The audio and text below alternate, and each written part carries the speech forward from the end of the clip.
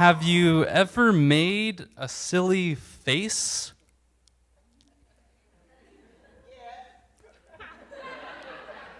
I've always loved silly face pictures.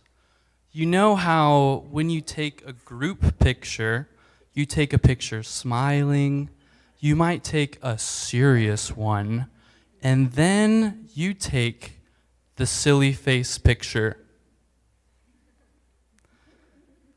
The silly face picture has always been my absolute favorite picture to take. I don't think I'll ever tire of making silly faces. Nowadays, I actually get the opportunity to make silly faces on a regular basis. In fact, instead of describing all the minute details of my job, I often tell new friends I make silly faces at 4-year-olds for a living.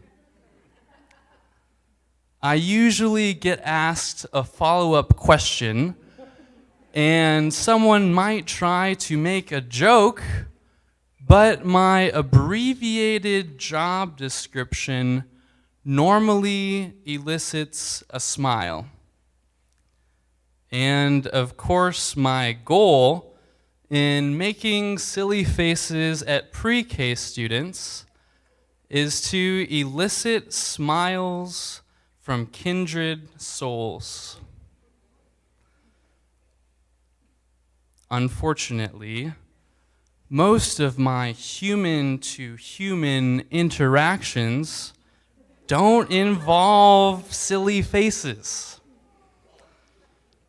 Most of the time, I find myself trying really hard to make adults respect me instead of trying to make them believe I live on Mars.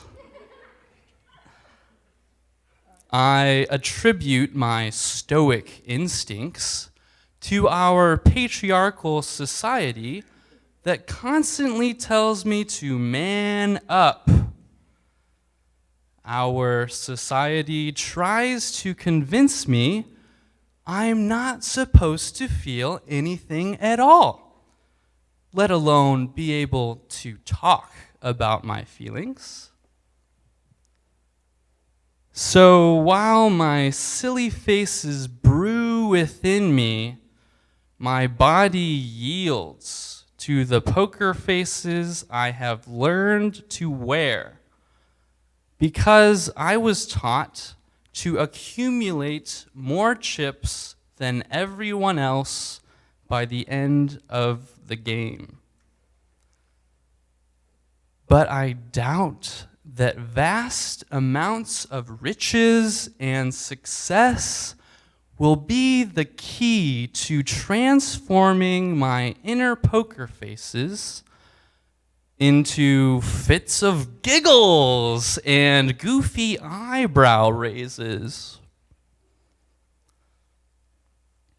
It's sad to me that my silly face self gets starved for extended periods of time, longing to let loose.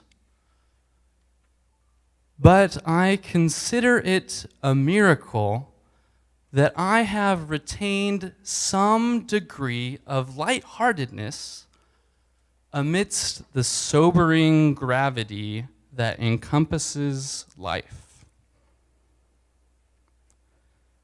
I wish I lived in a world where I was encouraged to make my silly faces in all spaces.